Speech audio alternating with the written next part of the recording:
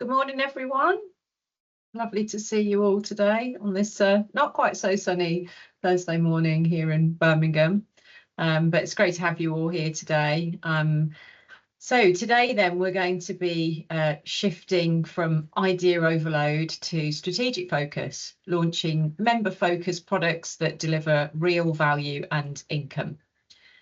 We hope that you'll leave today's session with insights and appetite to explore this, what I consider to be a really fascinating topic, a lot further together.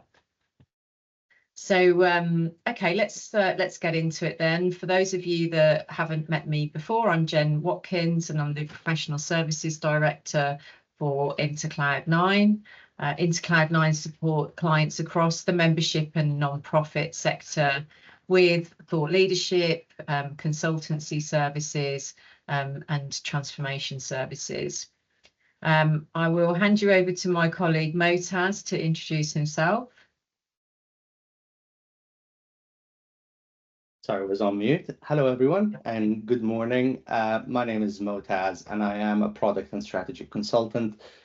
Prior to starting working with membership organizations, I had a very long career in management consulting, essentially looking at business strategies and opportunity assessments, and then moved and specialized more into product development. How do you build the right product for the right audience so that you can find product market fit quickly and make sure that you are creating value for your customers and also you're realizing and benefiting from that value.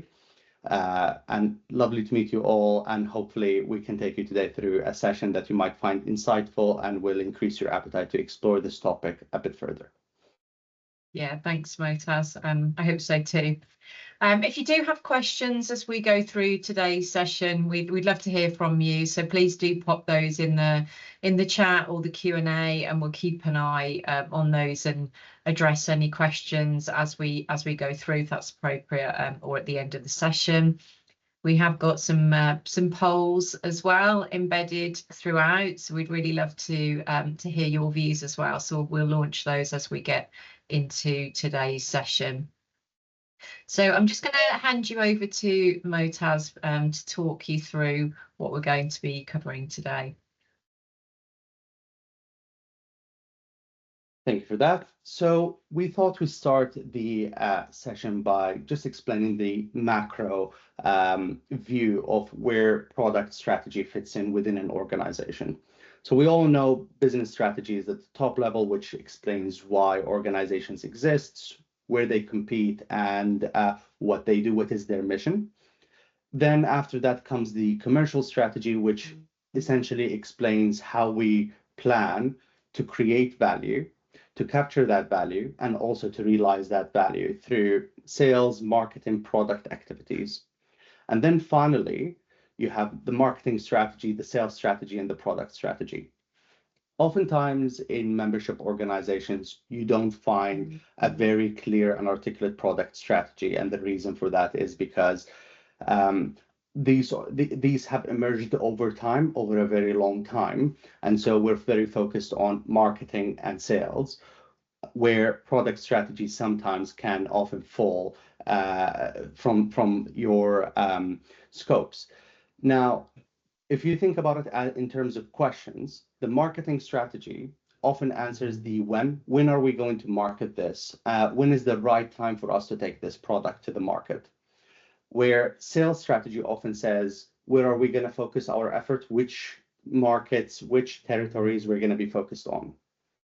Product in its nature focuses on who am I creating this value for? And what is that value? What is that product that will deliver on that value? And so these two questions make up product strategy and product development in general, because you need to understand your members really, really well. You need to find out what their core and real pain points are, and then what is the product or the right solution that will solve that, so that you can then enable the sales and the marketing teams to work collaboratively and then take that product from an idea or an initial concept of value all the way to realizing that and providing it to your members.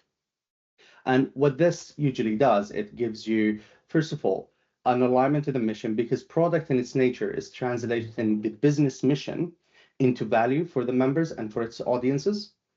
And also it integrates it within the commercial aspect, because oftentimes product is seen as an ad hoc activity and rarely is integrated with business performance where it should be, so that you make sure that the time that you invest in developing a product is worthwhile and you are allocating your resources as they should be. Then you have strategic coherence, why we need to think about product this way, because oftentimes a lot of products get developed over time. And what ends up happening is they either confuse members or in organizations themselves, or they end up competing with each other. And that is a friction that we don't want to create. And a product strategy should be uniting all of those products to solve different pain points and complement each other. And that is how you're going to develop the ability to cross-sell and to promote across different products and to approach it from a portfolio perspective. And then finally, resource optimization. When you think about it this way and then you align the product strategy to your commercial and business objectives, you're able to optimize the resource allocation to make sure that the team, while doing their day job, are focusing on the right products and the priorities that they need to develop, so that you can commercialize on those opportunities really quickly. And now, to give you some stats, maybe it will be helpful. 50% of nonprofit organizations, according to Nonprofit Quarterly, have developed products or digital transformation programs without a clear strategy in mind.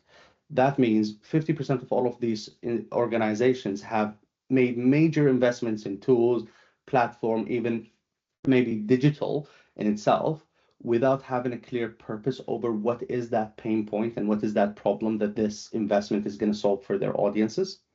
And that is a massive waste of resources, because we need to be driven through user research and through understanding the exact pain points for our clients. And that's really what makes product development a critical aspect of membership organizations. I'm going to hand over back to you, Jen, to walk us through how it all fits within the commercial strategy. Right, thanks, Motaz. And just before I do that, I wanted to just pick out a few of the key words that I heard you talk about there. And I made a note of these. I've got frictionless, united, unified, integrated, aligned, and optimized seem to be the key themes that you were calling out there. And I wonder if within your organizations, those are words that you recognize when you're thinking about product development in your context. So we'll begin here then with a quick poll, which is where are you currently on the product development journey? There's a couple of options there. We don't have a process, it's mostly ad hoc. We have a loose process that's not written down. We follow a framework, but not consistently. And then we have a robust, repeatable product development process. So it'd be really like to have a view from you guys as to where you are on that journey.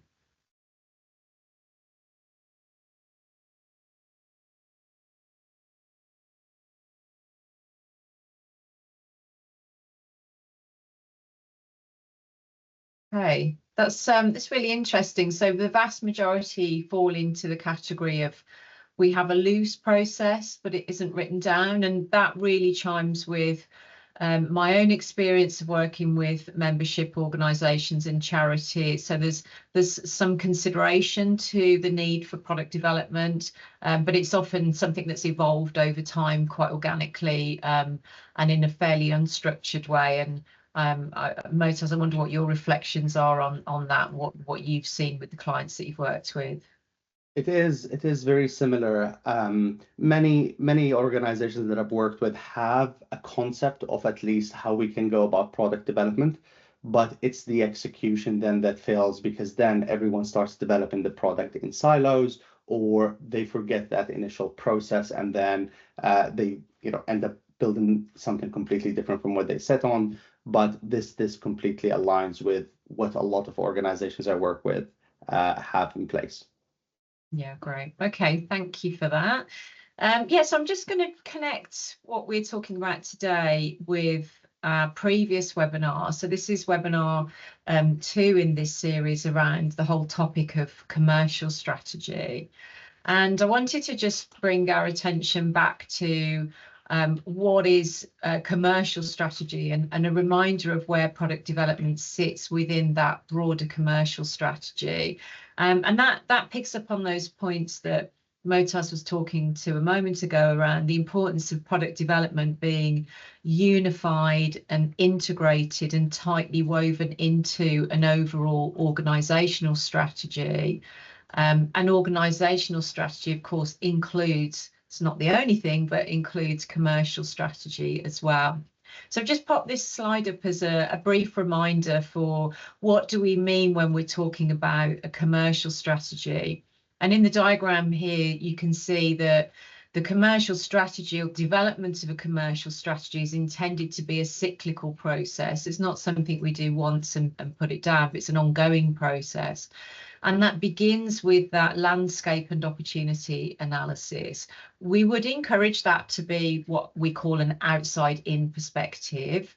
It's absolutely fine for organisations to have their own thoughts, ideas around what the commercial strategy opportunities are, but it's really important that those assumptions are validated. And I know Motas is going to talk about that in some depth in relation to product development as well as. So those are the two things that commercial strategy and product development strategy have in common: the need for research and validation of one's ideas and assumptions. You can see then that once we've identified the commercial opportunities, we then invoke that product development process, which is about how do we turn those really great entrepreneurial ideas into products that the market wants. And as Motas says there, how do we uniquely solve problems that our target audiences have, and how do we produce value from that? It then moves into commercial planning. So that's about then how do we take those products to market, and then on into execution. And I won't steal Motas's thunder and talk about that in the context of product development, but really what we're talking about there with execution is to actually then go on and deliver those products and services. We then measure, how's that all going? Are we getting the results we expected? Are we translating that value into actual value, the perceived value into actual value? Are we seeing income rising? Are we seeing member or supporter satisfaction rising? And then once we've understood how we're performing, we can then move on to continuous improvement and expansion of those products and services.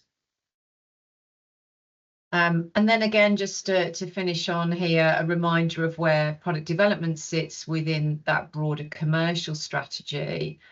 Strategy only lives when it turns into an action plan with owners, measures, and here's a reminder of what we call our sort of 3-step playbook to developing or converting, I should say, that commercial strategy into an actionable plan. And that centers around step 1, audience and insight research. So who are the people that we want to target, and what are the unmet needs? What are the problem statements? What are the opportunities that those audiences represent? We then move on into staff engagement, and that's around co-creation of value propositions. And that's really important because involving your teams in taking that value and converting that into actual products is a great way of eroding resistance, because there can be lots of resistance in non-profit organisations to all things commercial, but it's really helpful in reducing and ultimately removing those barriers. And also I think staff have a really important role to play in developing the messaging, not least of which for hearts and minds, but also if we think about who is it that's taking these products to market, it's generally going to be marketing colleagues and business development colleagues. And then, of course, we have delivery colleagues that fulfill those products. And so involving colleagues in developing those messaging helps to create what we call the commercial playbook, which is those stories that your marketing and business development teams are going to take to your target audiences. And then and only then, when we've got all of our ducks in a row in those areas, can we think about going to market with those things through our product development and product delivery pieces. So I hope that helps just to tie together, where does product development sit in the context of that broader commercial strategy? The two things go hand in hand, and we don't want to have one without the other. So I'll hand you back to Motaz now. He's going to do a bit of a deep dive into all things product development. Thank you for that, Jen. And yeah, absolutely agree. So the first slide that wanted to show you, which is why most products fail, and this is across industries, across types of businesses. Essentially, every business has the three most important risks of product development. And according to Harvard study, 95% of products launched every year fail. And that is completely true, given our day-to-day interactions with a lot of different clients who have launched products or thinking about products, especially founders.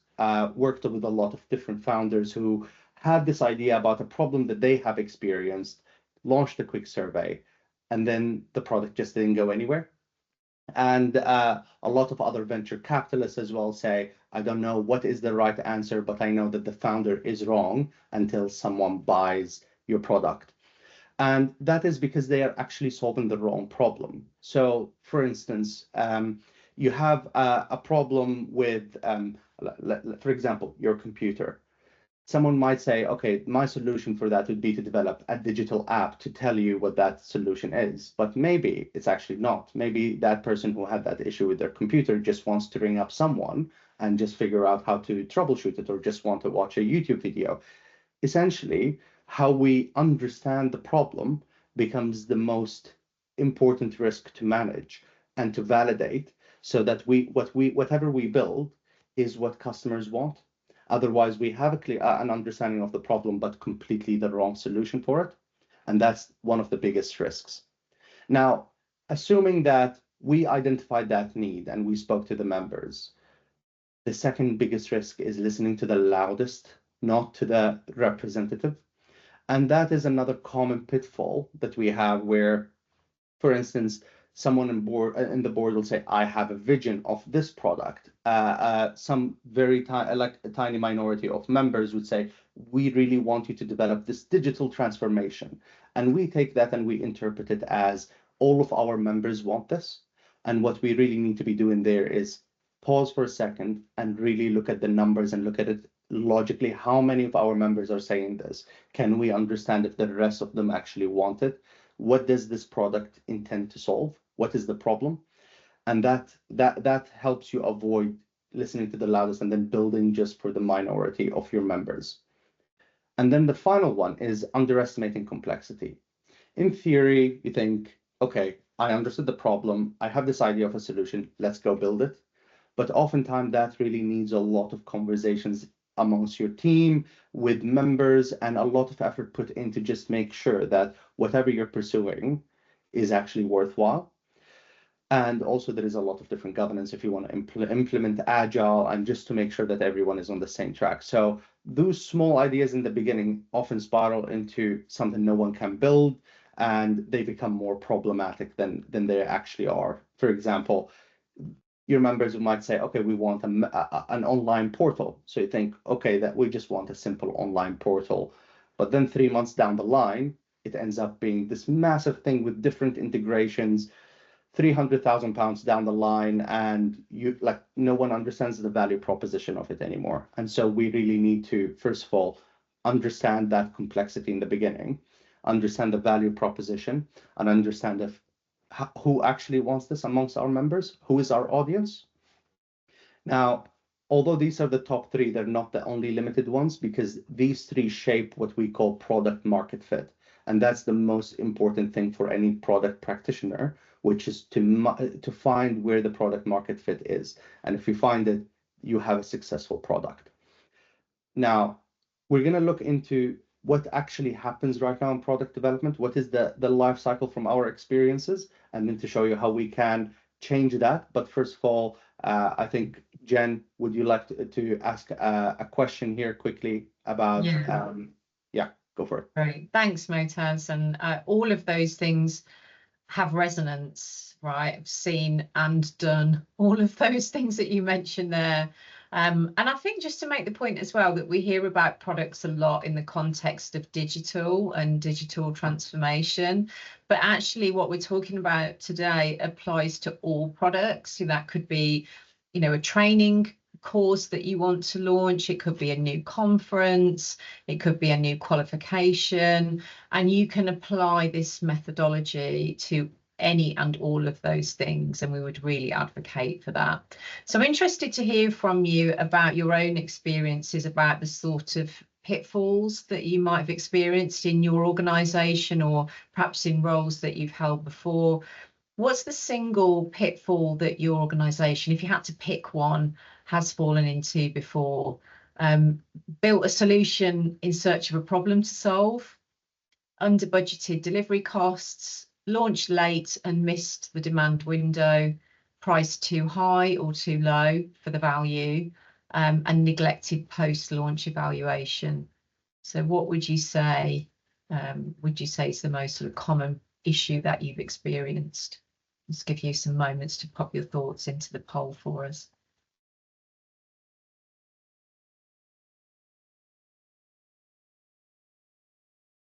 Don't be shy.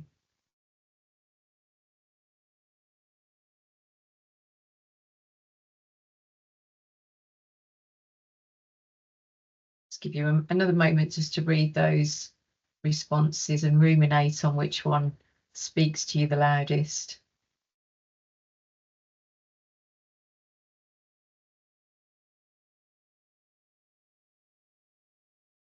Okay, looks like the results are in. Yeah, interesting, because this reflects, I would say, my own experience entirely. The top pitfall being built a solution in search of a problem.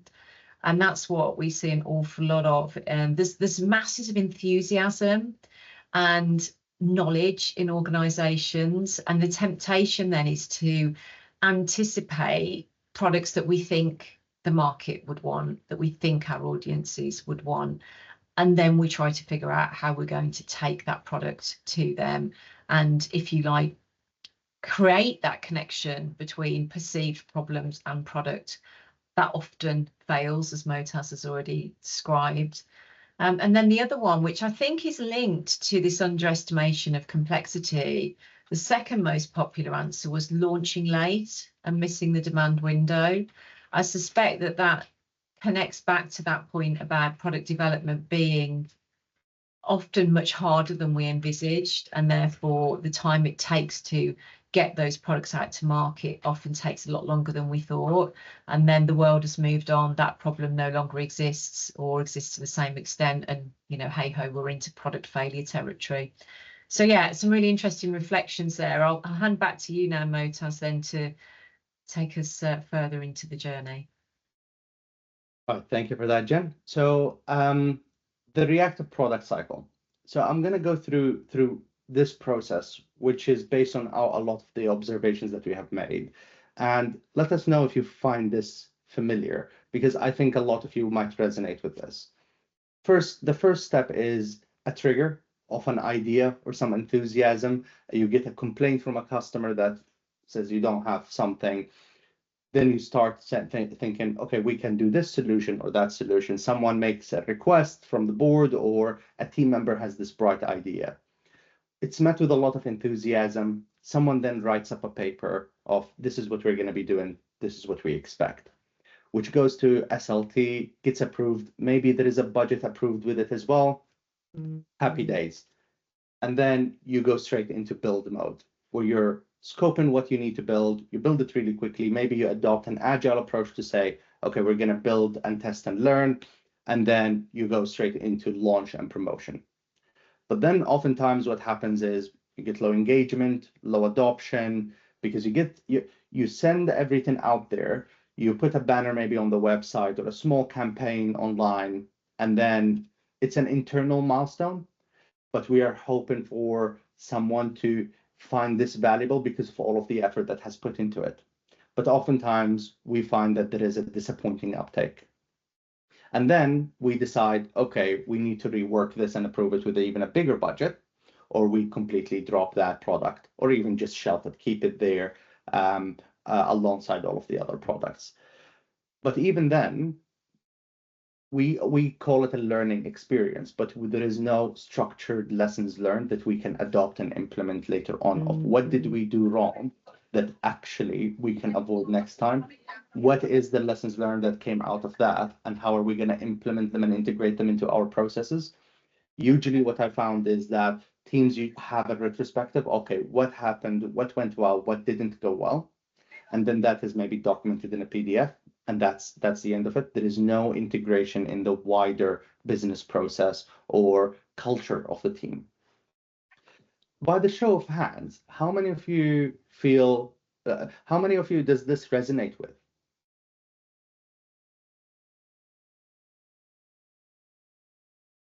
Oh gosh, quite a lot then. That's a lot. Yeah. Yeah, thank you all very much for that. Yeah, I'm putting my hand up too. Yeah. It is a scary but harsh reality that we need to keep in mind so that we ensure that we're really solving the right problem here. We're not just going through assumptions, because although it's okay to make assumptions, it's okay to test and learn in Agile, but we have a reputational risk as well. We have a wider risk that we need to mitigate, and we need to mitigate that by validating the customer demand, not assuming it.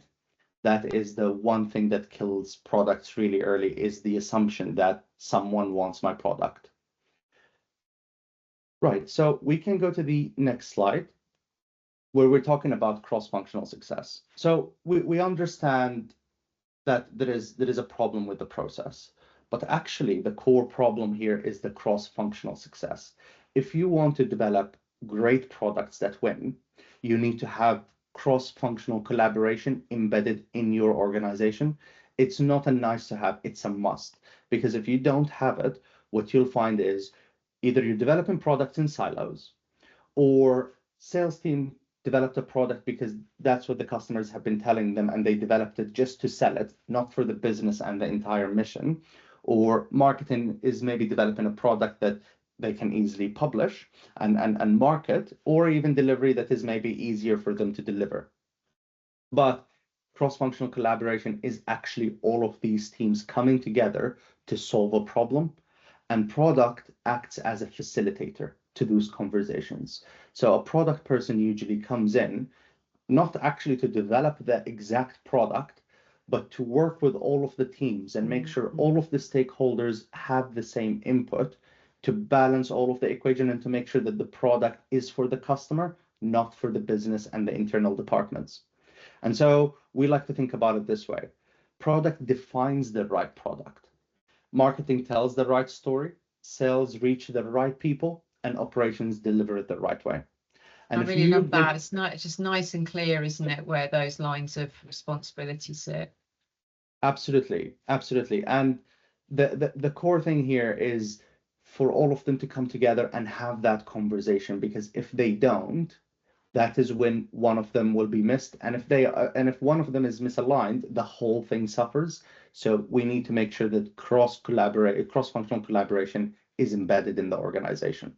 And that can be a real challenge, I think, in membership organisations and charities that are generally organised in quite a siloed setup, where you've got separate teams that have responsibility for these things, and those teams often find it quite challenging to work together in an integrated way. And so I'm putting you on the spot a little bit here, Motaz, but I wonder if you've got any top tips for how to bring those different teams together of product, marketing, sales and operations. What do you think works? So an objective is the only thing that really works, no matter how good the relationships and the dynamics of the teams are, or even how bad they can be sometimes. An objective is usually the one thing that aligns everyone together. An objective is usually decided, we need to do this. and everyone needs to work for that objective. And a win for all of them is for the business to win. So the framing at the beginning where kickoff happens usually is very critical. And after that objective has been laid down, you need to understand the ways of working and agree how you're going to approach this on a continuous basis, the accountability and the responsibility mechanisms, because sometimes a department would say, okay, yeah, great, we will own this. But then how would you hold them accountable if they underperform or if they deviate from that ways of working agreement? Because this is actually an agreement and a negotiation of how we are all going to work together to achieve this objective. And once that's formalized, then you can hold everyone to standard. Yeah, absolutely. Thank you for that. So we're going to move into the next slide where we're talking about this framework. Now, I've worked with so many frameworks across a lot of different disciplines, and I've came to the realization that a framework or a methodology is usually a way to guide thinking and to guide the conversation. And this framework here has the sole opportunity, that has the best opportunity for organizations to get that cross-functional collaboration for all of the team to consider all of the different areas of the product, and they should all be involved in it as well. It starts with the strategic fit of looking, is this idea or is this product or is this opportunity aligned to our business mission? Is it aligned to what we want to do as with our business? So, Motas, can I just dive in there? Because I wanted to just signal to our attendees that this could be a really useful way of facilitating an internal workshop with these different groups that gets everyone onto the same page. So maybe sort of have a think about it through that lens. Yeah, absolutely. So we look at the strategic fit, for example, and we think, okay, is it aligning with our business goals? Is it aligning with our, for example, commercial objectives? Is it aligning with the bigger picture and the direction of the business? And it is exciting because you're looking at SWOT analysis, you're looking at PESTEL, maybe go Porter 5 forces, whatever is the strategic framework that you'd like, just to understand the macro level of the environment and to understand where the business fits in and where your competition are. So that usually is done, not as regularly as other things, but it is done usually. When it's done, it should be done really well so that you have the clarity over what we do, what is our capability, can we actually do this, and does this align with our mission? Then you move into the customer desirability. Customer desirability here is about, first of all, finding the problem, framing the problem, analyzing it, and then validating that there is a real problem. So what we usually do for this, a lot of organizations usually launch surveys, and they take the results of the surveys as an identification of the problem. But nothing is better than the customer saying, I have this problem, can you help me solve it? And what we do for that is we use something called jobs to be done framework, because what that framework allows us to do is split all of the problems that customers are facing into jobs and into profiles. So we go and say, customers with or members with this profile have those jobs that we need to solve for them. And that's why it's called jobs to be done. Once we have all of these problems, that's when you come and triage them. Okay, which one we can solve really quickly, which one we can solve that maybe will take maybe a longer time, and which one aligns to our strategic fit. From there, you supplement that with a financial viability assessment. This is where you take your target market, your TAM, and then you break it down a little bit more into a serviceable, obtainable market. And what you want to do is to understand your sales capabilities, your marketing capabilities, and what you can realistically achieve. And then you get that bottom to top approach into your planning. Okay, is this opportunity worthwhile? So for instance, we found opportunity A and we can maybe realistically target £500,000, but opportunity B gets us £1 million. So which one is better for us to pursue and build a product for? That is when the last bit of the equation comes into play, which is the delivery feasibility. That is where you discuss, okay, do we have the capability to build this? to deliver this and to also maintain this.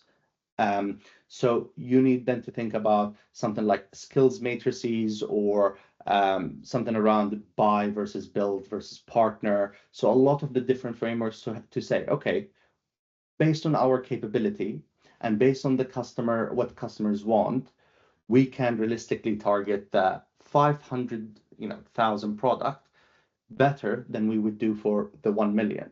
And that at that moment, you take a strategic approach to your product development, because now you know that you have the resources, you have the customer input, and you have the strategic approach to it as well. And you know what you can realistically target. Now, what this product does is it brings all of the teams together to look at it from all of the lenses. So try to avoid, when you're adopting it, if you'd like to try to avoid one person only looking at it, you want to bring it into a team setting where everyone is discussing each different area and going through it as almost like a framework, so that you have that complete view over this product and then say, right, this is what we can commit to. This is maybe that we would need more resources, so let's bring it up for funding or whatever it is that maybe the process would require. Yeah, I really love that framework. It's so simple but so effective. It really does tick all of those different boxes that one needs to be thinking about when developing products. And what came into my mind was the example that we spoke about in the last webinar for Women's Aid, where Women's Aid's research with employers indicated that there was a real lack of confidence amongst employers in being able to support especially women in the workplace that were experiencing domestic abuse, and that there were also concerns about from those large employers about the potential for them to experience claims for health and safety at work breaches, for not keeping women safe in the workplace. And that was very prevalent in places like the NHS, where you get partners often working in the same workplace. So it's then, okay, we know this problem exists and we know that big employers are really concerned about it. So how can we use the intellectual capital and experience and skills that we have to turn that into a product that will be of value to that audience? Absolutely. Absolutely. Now, although it sounds like a lot for this one framework, like a lot of conversations to be had, but if you have the right team and they have the right skills, this shouldn't take you more than 2 weeks to go through each opportunity. Let's say you're very lucky, you have 20 opportunities. That's when you can batch them together and maybe extend the period a little bit, but they should be something really quick for the team to quickly look into it, quickly analyze it, reference it, and then build it. It doesn't need to be a 50-page business case. It just needs to be a couple of slides on PowerPoint with evidence, so that you can feel confident that this investment will not go to waste. We're actually going to solve a real pain point here. Absolutely. Right, so let's move to the next slide where we talk about the strategic product cycle. So I'm sure you've come across a lot of agile frameworks and how we can develop products and all of the different frameworks there are. But what they often miss is context of the business, because oftentimes there is a lot of complexities that are involved. So for instance, agile it doesn't focus on the development of the value proposition and how we go to the market. It focuses on the iterations in getting a product built. That is, for instance, one of the pitfalls for agile. But when we look at product from a strategic layer into, we're getting the context, we're getting the problem, we're getting the solution, launching it, and then iterating and improving it, it becomes a much bigger cycle. And what we do for that is we split it into 2 sections: discovering the value and delivering the value. And when you split it like that, you can adopt something called the double diamond approach, for instance, which is a framework to also guide teams on diverging to find information, converging to actually define the problem. Now, what that follows, what that helps you do is you define and validate the real problem, and then you start exploring solutions. So you don't decide on the solution when it comes to product development. You explore the potential solutions, and you co-design them with your clients and your members. Meaning, before you commit, sorry, my fault. I moved the slide on. No, absolutely. So before you commit to product development, you should have, or it's a prerequisite that you have few clients and few members that you have built a good relationship with, so that you can sit down with them. You can either compensate them for their time, or if they're willing to invest their time, but they need to help you design what that product would look like. And so that it gives you the ability to test the product with few members before you even release it, or before you even go and test your minimum viable product. So that co-design gives you a user-centered approach to your solution, rather than you getting a lot of bias in the process of how people interpret that problem. That's a very a critical thing to distinguish. And then when you test concepts early with real users, a lot of people feel that if we are designing it with the users, there is no point for us to test it. But again, users also have biases, and we have biases. It's the only thing that we can't escape in product. So we need to do some early testing of the concept, and we need to make sure that it works. For instance, Apple, every year they release a new iPhone. They always go through early concept testing, and they do that discreetly. So they don't do that publicly and get public opinion. They do that very discreetly because they have a lot of their clients that have been registered on testing platforms. Workday, for example, the HR platform does the same thing, where they survey and they test new products with users, but they all do it discreetly, so that when they go to build it and launch it, they already have enough evidence to justify why they would invest their time. And so that's how we need to be thinking about it. And it doesn't take that long. It can literally take between a day to 2 days to test your concept, if you are coordinating everything from the beginning in the right way with the right users. And now that ends the discovery of the value, because now you looked at the problem, you designed the solution with your customers, and then you tested it for the wider audiences to see if there is any uptake or not before you commit and to a full build of your product. This is what we call a minimum viable product testing. Then you move into the delivering of the value. You build whatever worked from that testing. Not everything is going to work. Maybe 30% will work. The rest would not work as much. So you build that, and then you need to plan how you're going to go to the market. And what I mean by planning it, not in a sense of planning the resource, but planning the type of messaging. So the lower level detail of planning. All of that planning of the effort that needs to go into this go-to-market should have been done way earlier, so that you understand the effort that is intended. Then you launch your product and you need to monitor it. When you launch it and monitor it, you need to have objectives set up already.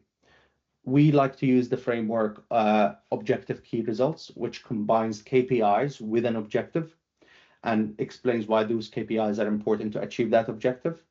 And what we need to monitor is the performance against that. And then we iterate and improve to help achieve those objectives. And that's how your product becomes more strategic, grounded in real problems and value proposition, and allows you to continue iteration, development, and then you move into the growth phase of your product.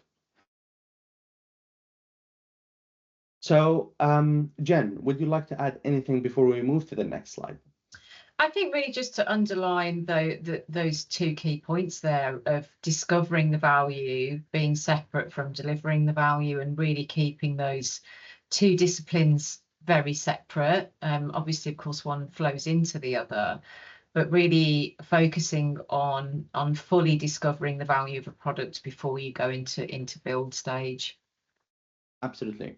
And so when they call product backlog, it often means all of the things that we have discovered that we're prepared and committed to build.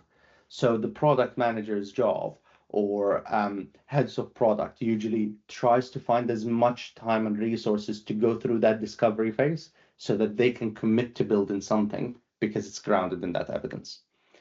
Now, how can we confidently assess demand? That's what we're going to now look into this next slide, which is the hierarchy of demand signals. This is something that seen across startups, across large businesses, And a famous one for this one would a famous let's say example for this would be Tesla and how they went about their product development as well. So, but before I give you that example, let me walk you through these signals. The first one, which is the worst one that you can do, is the assumption that someone wants the product. The second one is if internally all of you are aligned and all of you think that there is value out of it, it is a signal. It's just not that strong. Then you move into surveys. This is where surveys comes in, and you say we've surveyed 50 members. They said they would like it. Then you move into a validated insight, and this is where you actually test your product or your concept with real members, and they say, yes, I love this, I like it. That is what we call validated insight. But the highest level of demand is if you are able to get people to commit to your product before it was launched.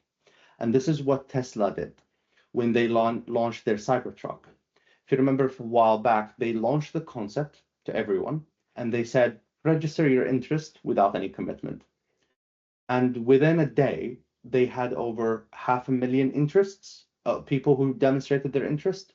Wow. And, yeah, exactly. So that gave them enough confidence that this Cybertruck is worthwhile building.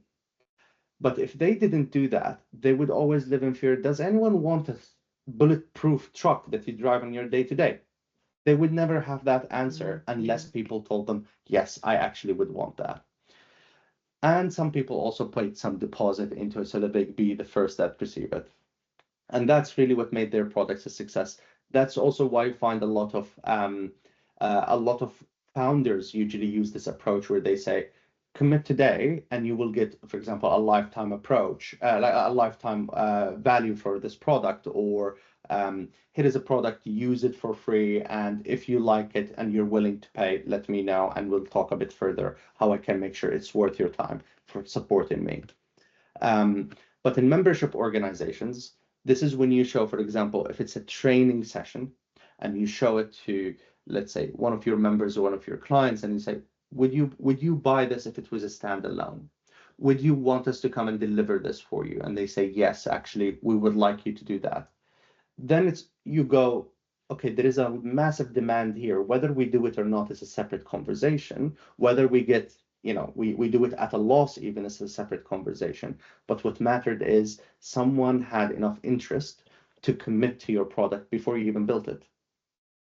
Right. Yeah, and on that topic of price, actually, I'm just going to launch a quick poll around how does your organization usually set price for new offerings, for new products? Is it based on cost of delivery plus a markup? That's usually the common one that we see.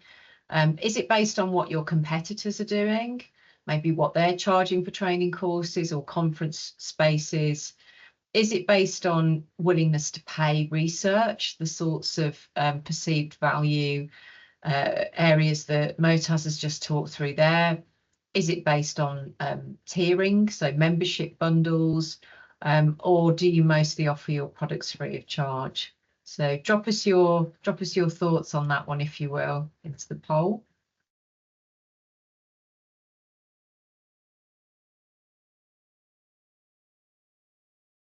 Just give you a moment to share your thoughts on that one. It'd be interesting to see if your experience reflects what we normally see. Can start to see already that is broadly the case.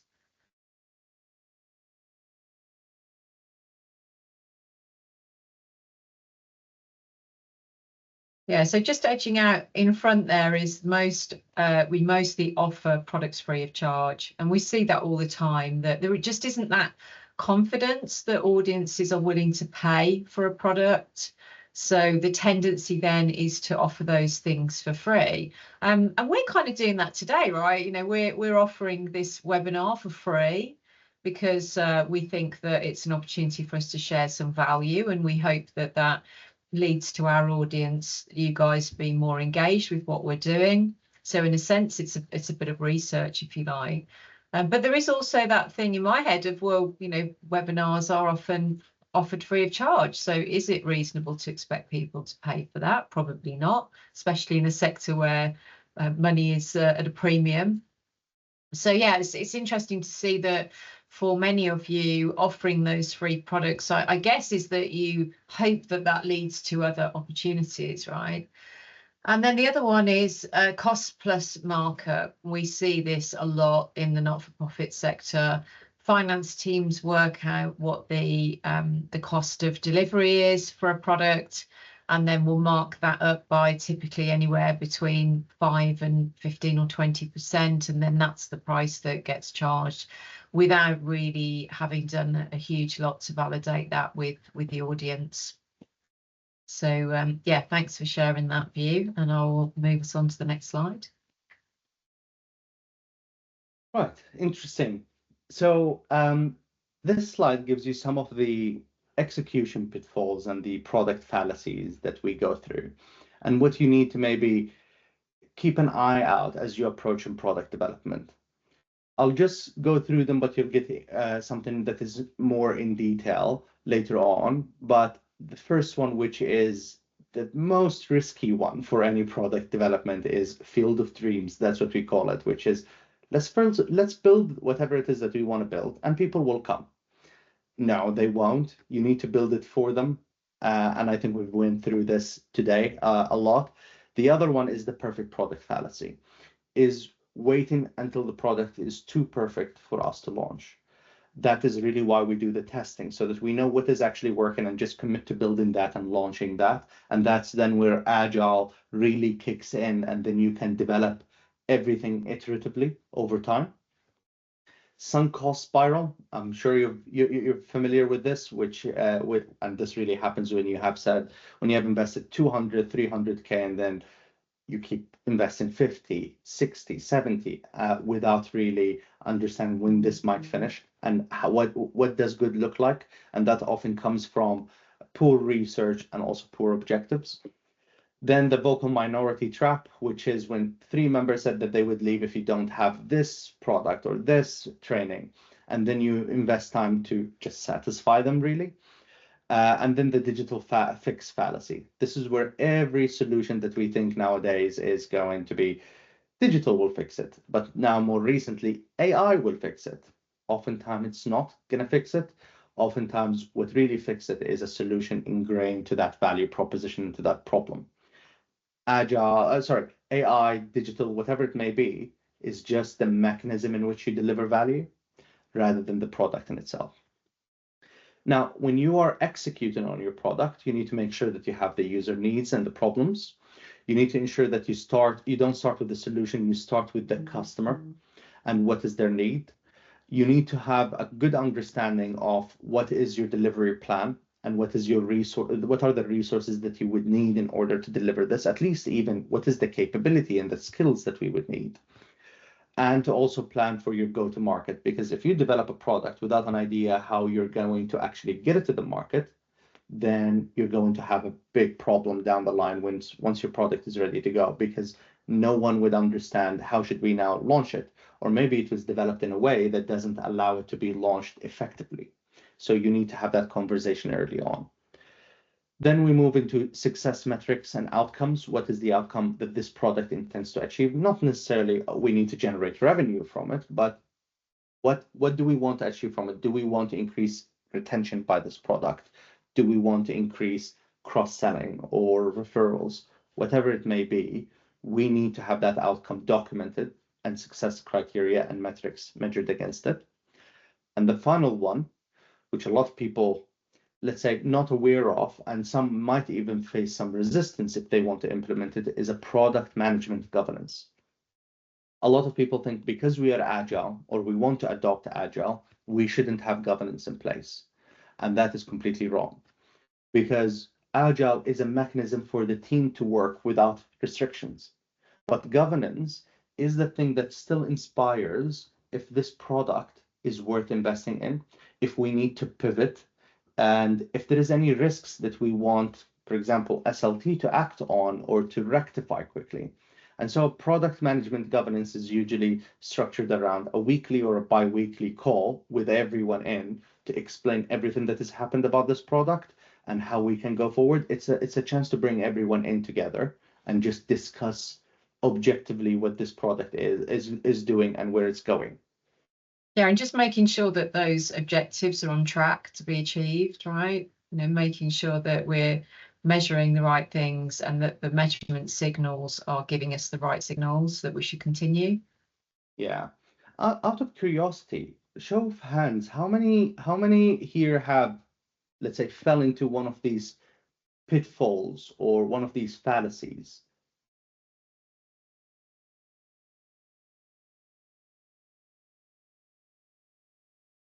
Quite a few people, I see. By the way, I'm not perfect. I fell especially into the perfect product fallacy And we myself. all, Yeah, we want to build something that is awesome, that is amazing, that is great. But the reality is we don't have enough time, money, resources to do that.